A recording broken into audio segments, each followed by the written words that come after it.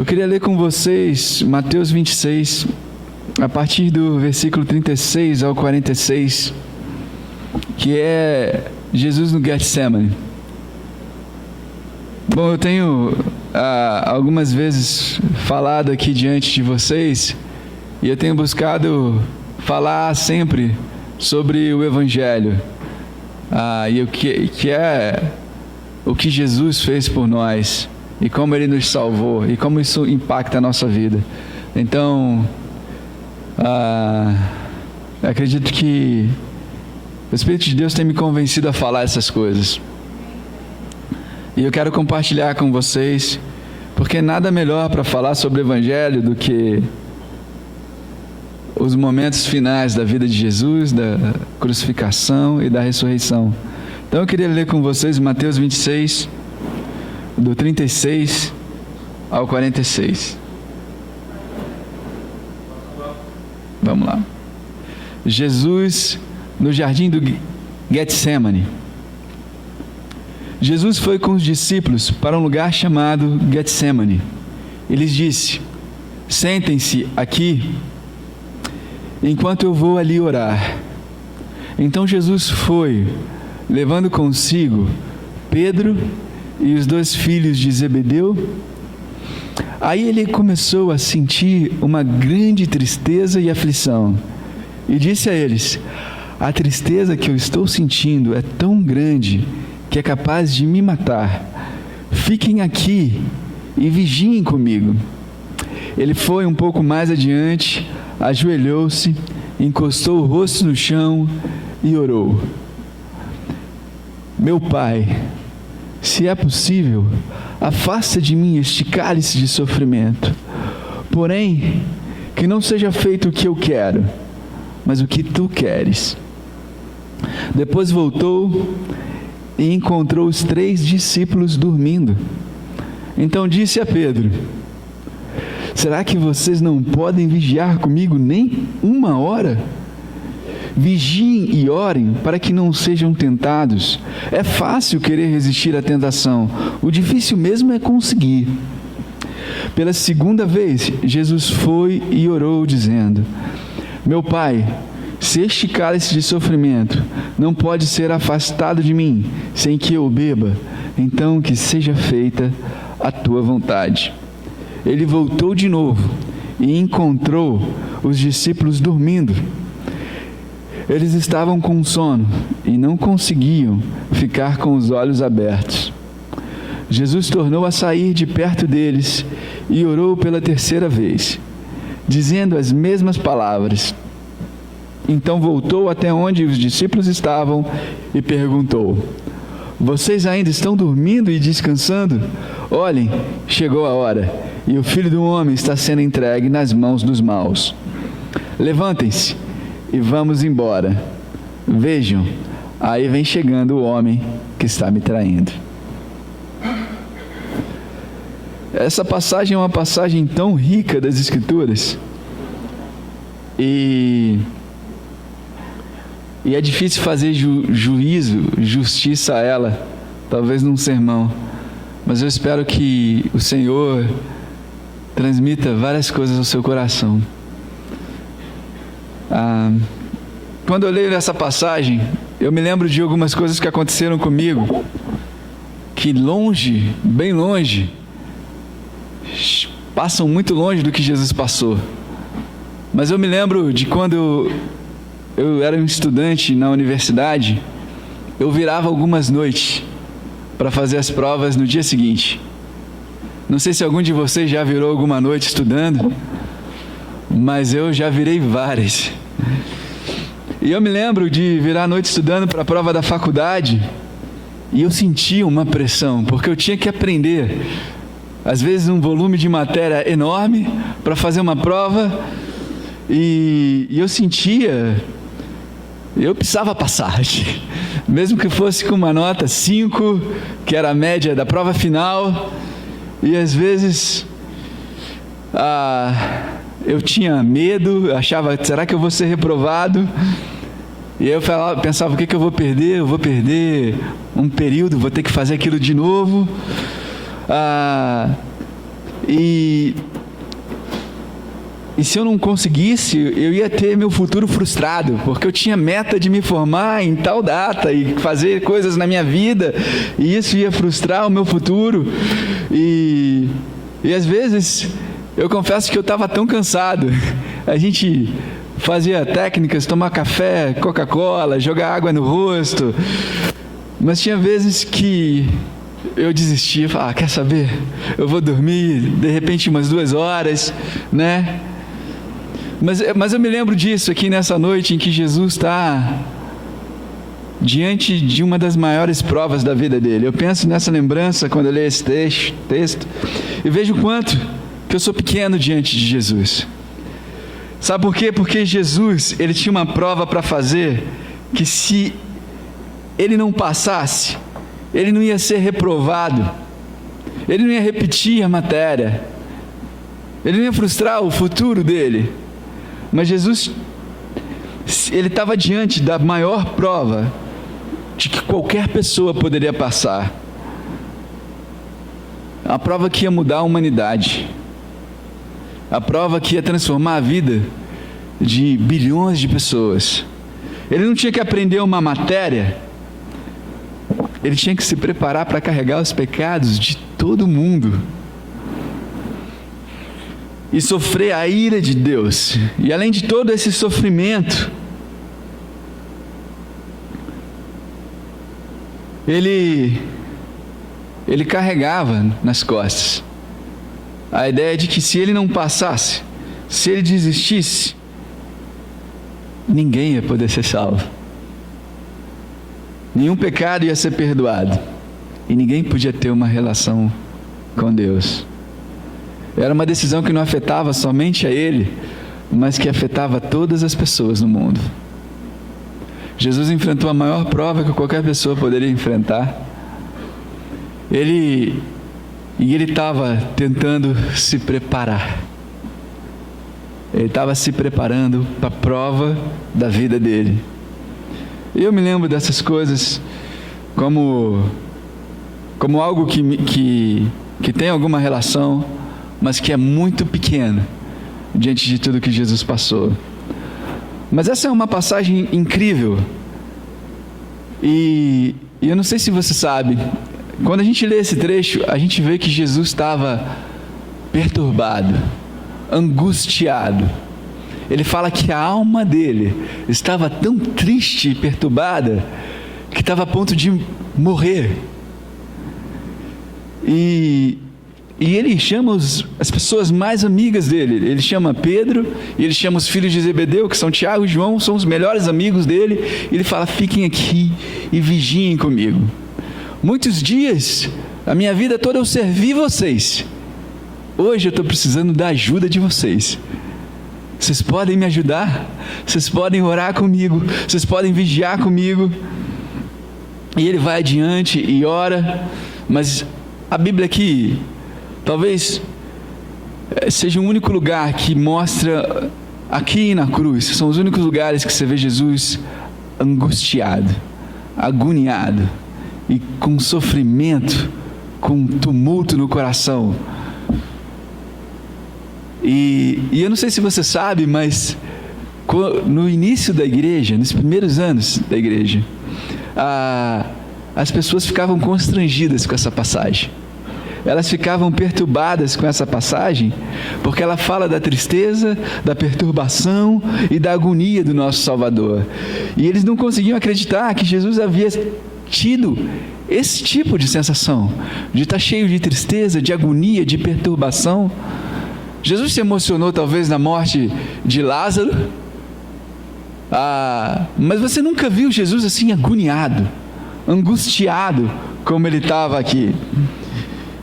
E isso era embaraçoso para os cristãos da igreja do primeiro século. Muitos deles tinham dificuldades com isso. Mas a gente precisa entender algumas coisas que Mateus está nos revelando. E existe algo misterioso nessa passagem de verdade. Por que Mateus está mostrando a agonia de Jesus aqui? Por que Mateus está mostrando a agonia de Jesus. E por que ele está mostrando aqui para a gente a falta de oração e a sonolência dos discípulos dele? Eu acredito que tem muitas respostas adequadas para isso, que talvez a gente possa falar muitas coisas aqui. Mas eu queria mostrar algumas coisas que Mateus está nos revelando aqui. Em primeiro lugar, Mateus quer nos mostrar a fraqueza dos discípulos de Jesus. Aqueles discípulos, apenas algumas horas antes, alguns minutos antes, se a gente for um pouco antes aqui, quando estavam comemorando a Páscoa, a ceia, eles falaram: Jesus, a gente nunca vai te abandonar, mesmo que a gente tenha que morrer, a gente vai estar sempre do seu lado. E foi isso que eles falaram poucos minutos, alguns minutos antes daquele momento. Mas Mateus está mostrando aqui que eles não estavam prontos para morrer por Jesus, que na verdade eles não estavam nem prontos para orar com Jesus e vigiar com Jesus. Eles não conseguiram nem ficar acordados para orar com Jesus. Jesus está mostrando a fraqueza dos discípulos porque Ele quer, e eu acredito que Ele queira, que a gente compreenda a nossa própria fraqueza. Nós podemos estar muito enganados quanto à nossa devoção a Cristo. Às vezes tem uma música que a gente canta na igreja que fala: nunca jamais deixarei meu mestre, nunca jamais o meu libertador, nunca jamais. Só que aqui a gente vê que os discípulos que andaram 3 anos com Jesus abandonaram o mestre. E eles eram fracos. E eu queria dizer para você, irmão, que Jesus nos revela isso no Evangelho de Mateus para nos dizer que nós somos fracos.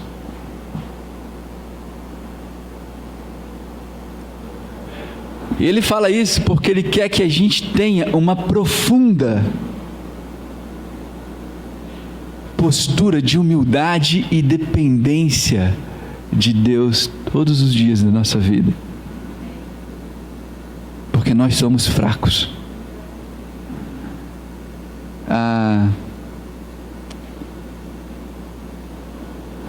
Eu aprecio algumas escrituras da Bíblia, mas tem uma passagem que fala sobre nós nos revestirmos da couraça da justiça de Deus.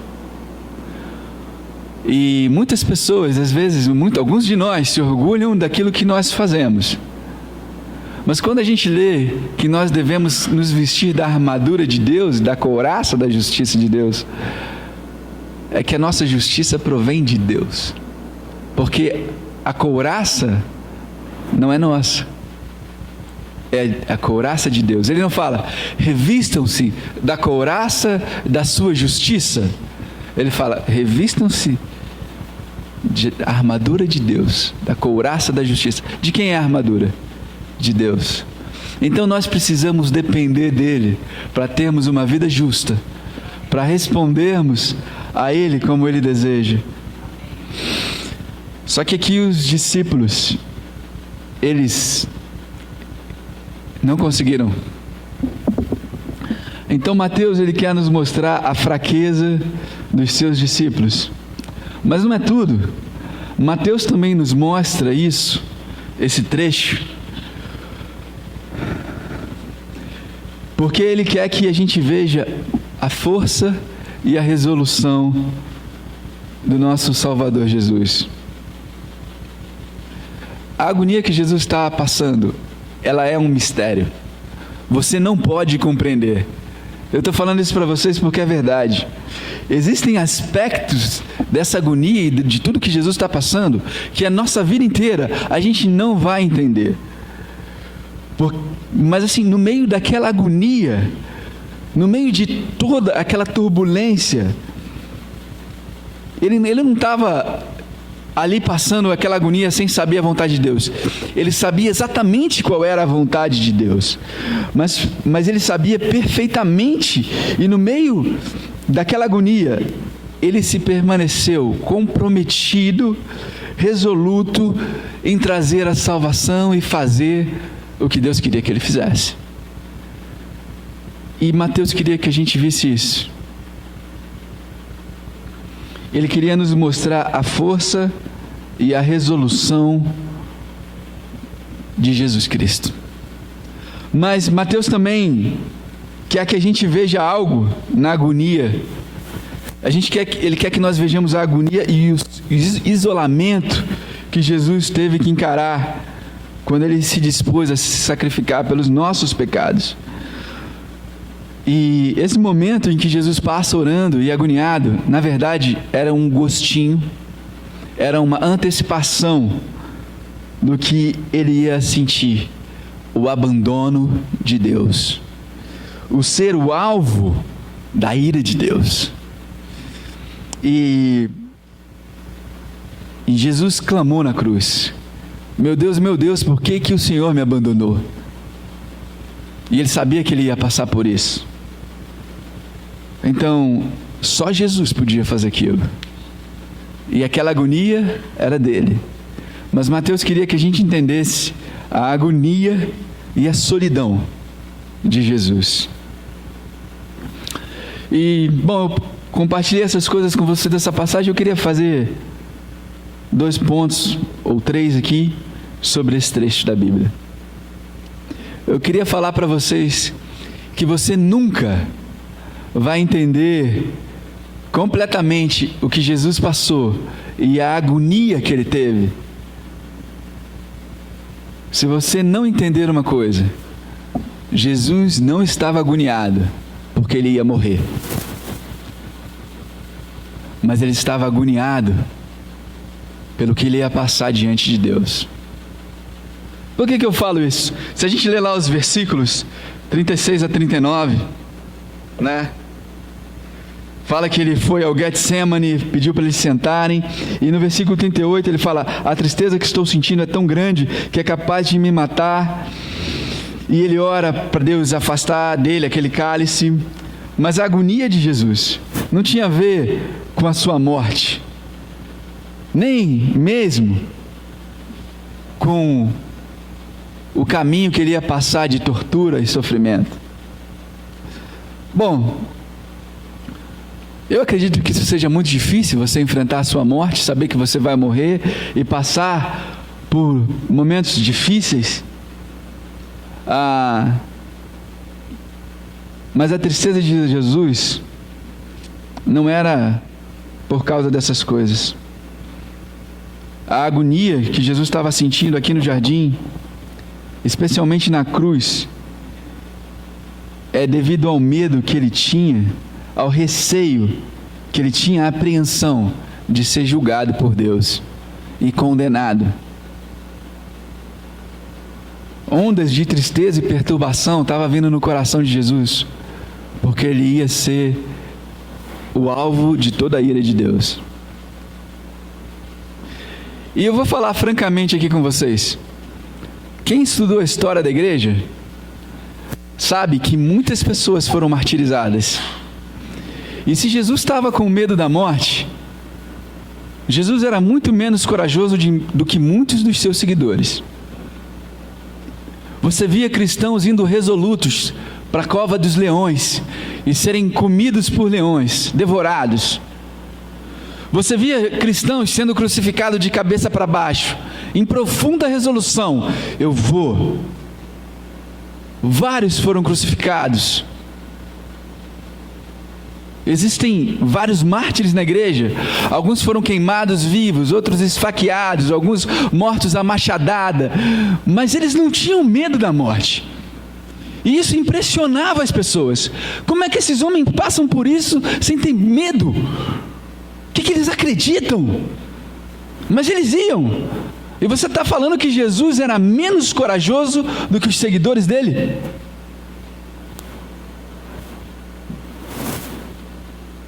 Jesus não tinha menos coragem. Se você lê os evangelhos e vê quem era Jesus, uma vez tentaram matar ele e ele saiu no meio da multidão e falou: agora não é minha hora, eu estou indo.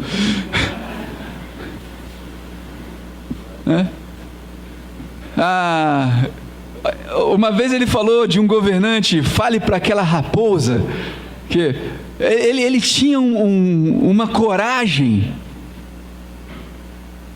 que era absurda. Eu nunca conheci um homem tão corajoso como Jesus. Mas por que ele estava com tanta agonia? Por que ele estava tão desesperado? Porque mesmo Jesus sendo muito corajoso, Jesus tinha um terror de ser considerado o inimigo de Deus, de ser considerado o alvo da ira de Deus. E Jesus estava se dirigindo para tomar esse lugar. Ele ia carregar todo o meu pecado, todo o seu pecado, e naquele momento ele ia se tornar inimigo de Deus, e ele ia ser destruído por Deus, e ele encarar toda a ira de Deus. Então tudo que deveria recair sobre mim, ou sobre você, toda a ira, toda a indignação, o poder de destruição de Deus estava canalizado para Jesus. Jesus estava ali para cumprir a vontade de Deus, e naquele momento em que ele recebesse os pecados, ele ia deixar de ser divindade, e ia passar a se tornar pecado, e como pecado ele ia ser destruído. E Jesus estava aterrorizado, porque ele ia passar por isso.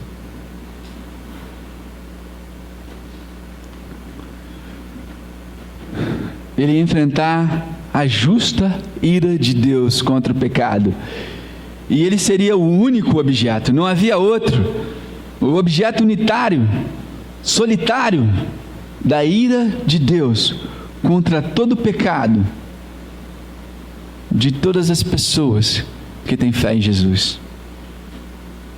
E era exatamente isso que deixava Jesus aterrorizado.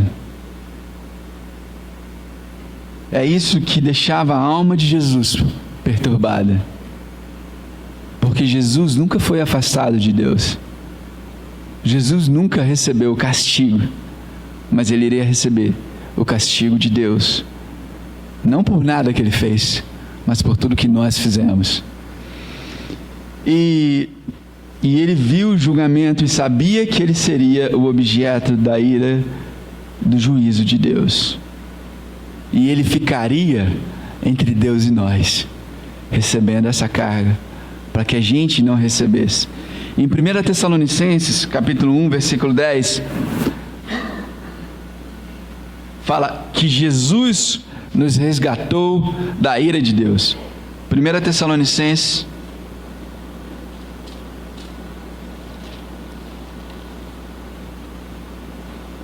5:10. Começando um pouquinho antes da vírgula do 10, fala Jesus Cristo. Bom, desculpa. 1 Tessalonicenses 1:10. Desculpa. 1 Tessalonicenses 1:10.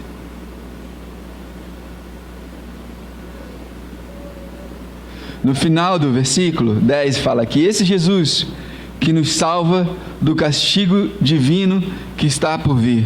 E no capítulo 5, versículo 9, 1 Tessalonicenses capítulo 5, versículo 9, fala que Deus não nos escolheu para sofrermos o castigo da sua ira, mas para nos dar salvação por meio do nosso Senhor Jesus Cristo, que morreu por nós, para podermos viver com Ele, tanto se estivermos vivos, como se estivermos mortos. Na NVI fala que Deus não nos destinou a sofrer a ira, mas a receber a salvação através de Jesus. Então Jesus se tornou alvo da ira de Deus. E eu não sei se alguma vez você passou por isso, mas eu acho que cada um de nós, alguma vez na vida, já sentiu. Talvez não tenha orado da mesma forma que Jesus, mas orou: Deus, por que isso está acontecendo? Eu não consigo ver a tua mão nas coisas que estão acontecendo. Eu não consigo ver o teu plano aqui, Deus. Talvez quando a gente passa por uma situação desafiante no trabalho, ou com alguém que nós amamos, ou quando nós perdemos alguém que nós amamos, e a gente fala: eu não estou conseguindo entender. Deus, eu não entendo. Qual é o teu plano? Como é que eu vejo o Senhor nisso tudo?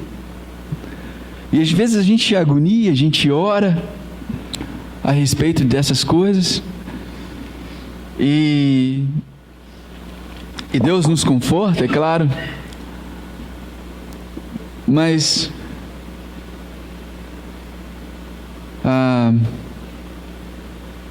Jesus ele passou por uma tristeza muito mais profunda do que qualquer uma que a gente pode passar, e ele suportou isso sabendo o plano de Deus, que era um plano desafiante, mas que valia a pena passar. Eu queria te encorajar a depender de Deus em oração, porque Deus tem o controle das coisas, e você nunca vai passar pelo sofrimento que Jesus passou, pela mesma agonia que Jesus passou. Ele foi além do que cada um de nós poderia ir.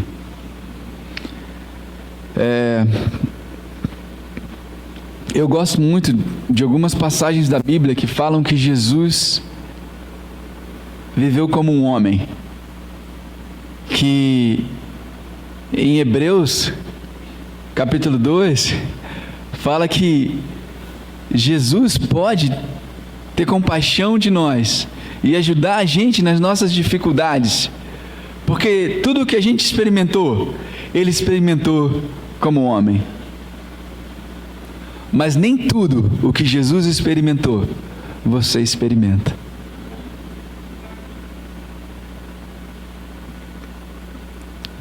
Jesus recebeu a maior agonia e toda a ira de Deus sobre ele. E é impossível você conseguir compreender isso.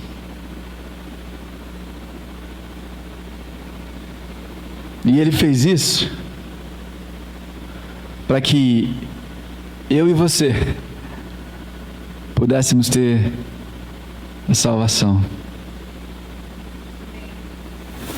Uma outra coisa que eu vejo aqui na morte de Jesus é que, para a gente entender a agonia de Jesus, a gente precisa entender a solidão dele.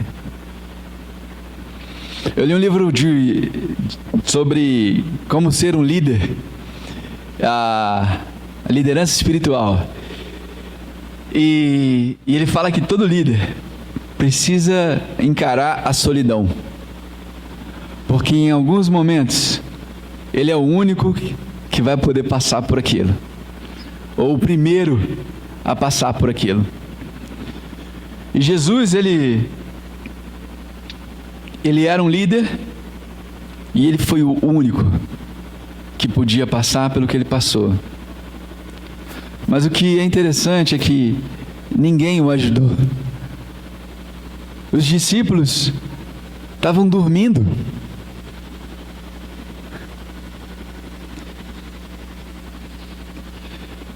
E eu queria falar uma coisa para vocês. Jesus estava orando por você, irmão, e por mim, quando ele estava no Getsemane.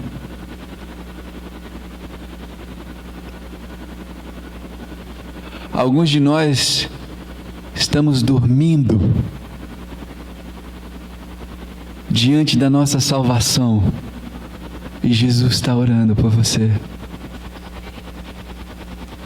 Alguns de nós não têm se preocupado com como o mundo vai atacar a gente, de como as coisas vão ser difíceis e como vai ser fácil a gente negar Jesus.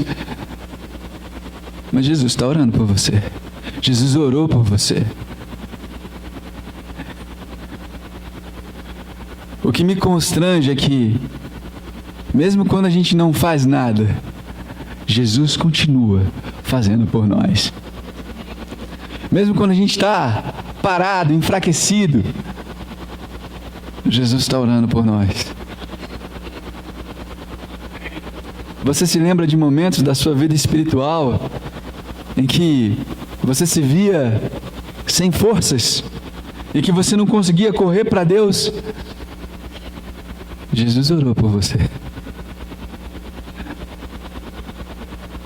Ele liderou, ele foi solitário naquele momento. Você não estava com ele, você estava dormindo espiritualmente. Eu não estou falando isso, irmãos, para que você pense, eu posso relaxar na minha vida, porque Jesus vai estar sempre cuidando. Não é isso que eu quero falar. O que eu quero falar é que nós precisamos renovar nossa apreciação por Jesus, por Ele estar sempre sendo um pastor das nossas almas. E isso deve nos motivar a orar. Eu só queria falar uma coisa sobre oração.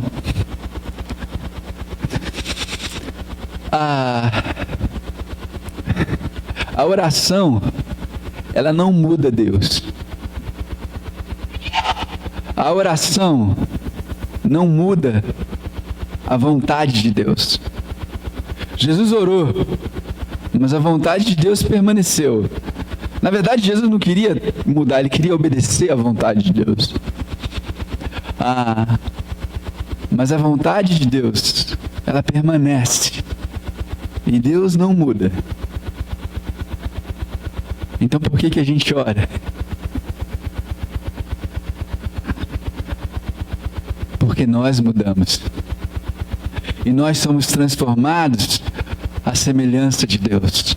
E Ele nos dá mais coragem para fazer a vontade dEle. Porque nós fomos criados para fazer a vontade de Deus. E não a nossa. Então, devemos orar sempre. Se nós queremos fazer a vontade de Deus. Mas Jesus orou por nós quando nós estávamos dormindo, espiritualmente falando. E isso deve nos compelir a sermos pessoas que vão estar sempre orando para fazer a vontade de Deus. E por último, irmãos, no versículo 45, então voltou até onde os discípulos estavam e perguntou: vocês ainda estão dormindo e descansando? Essa frase no texto original é difícil de ser traduzida. Ela pode ser traduzida como uma pergunta ou pode ser traduzida como...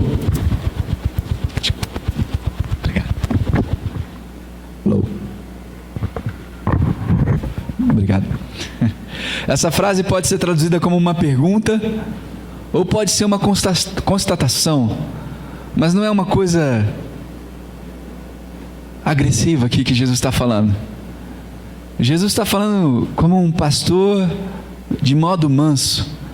Vocês estão dormindo? Vocês ainda têm um momento de dormir e descansar? Vocês estão desfrutando? Mas agora vamos levantar, porque agora chegou a hora. E a gente nunca vai entender a agonia de Jesus se a gente não entender que Jesus abraçou aquele que o traiu. Ele falou: levante-se e vamos embora. Aí vem chegando o homem que está me traindo. Jesus não falou: levante-se e vamos correr, que agora o bicho vai pegar. Ele não falou isso. Ele pega aquelas espadas que vocês separaram lá. Ele não falou isso. Ele falou: vamos. Jesus não chegou até Judas e o abraçou e permitiu que ele fosse beijado e falou: que o traz aqui, amigo. Jesus não fez isso com o espírito de fugir. Jesus ele já tinha decidido: eu vou cumprir a vontade do meu Pai, e eu não vou seguir no lado oposto, eu vou seguir nessa direção. E ele abraçou Judas e foi na direção. Na verdade, as pessoas ficaram até assustadas. Como é que esse homem é tão resoluto e tão firme e indo nessa direção? Mas Jesus foi obediente, abraçando a vontade do Pai, abraçando aquele que o traiu, seguiu o plano de Deus. Jesus é o nosso exemplo. Jesus é o nosso alvo da nossa fé. A Bíblia fala que Ele é autor e consumador da nossa fé. Mas eu queria encorajar você essa manhã a abraçar os planos de Deus para a sua vida, que podem ser dolorosos, que podem ser desafiantes, que podem até parecer um contrassenso, mas confie no plano de Deus para a sua vida, assim como Jesus confiou e acreditou nesse plano. Então, eu queria compartilhar essas coisas com vocês, que Jesus substituiu a cada um de nós, se colocando no alvo da ira de Deus. Foi solitário, orando por mim e por você, e abraçou o plano de Deus. Que isso possa nos encorajar a olhar para Jesus e firmar nossa fé. Queria orar com todos nós. Pai, muito obrigado pela vida de Jesus. Obrigado pela coragem de Jesus. Obrigado pela determinação, pela confiança. E eu oro que cada um de nós possa ter nossa fé firmada no Evangelho e na vida de Jesus.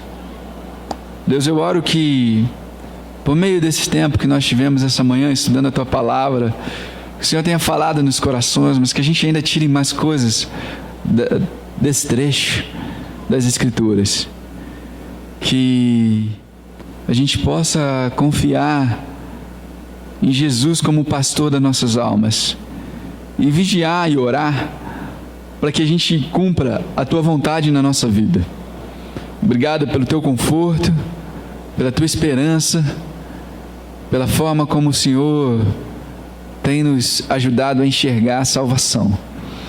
E fique com todos aqui. Eu oro por aqueles que estão aqui, Pai, e que não decidiram pelo Senhor, que ainda ou não se batizaram, ou não tomaram uma decisão de firmemente se agarrar na fé no Senhor, que eles possam tomar essa decisão por causa de Jesus. E eu oro para que cada um de nós que tomou a decisão um dia de se tornar um discípulo, de ser batizado, que a gente se apegue a Jesus cada vez mais firmemente. Eu te oro grato, Pai, no nome de Jesus. Amém. Obrigado.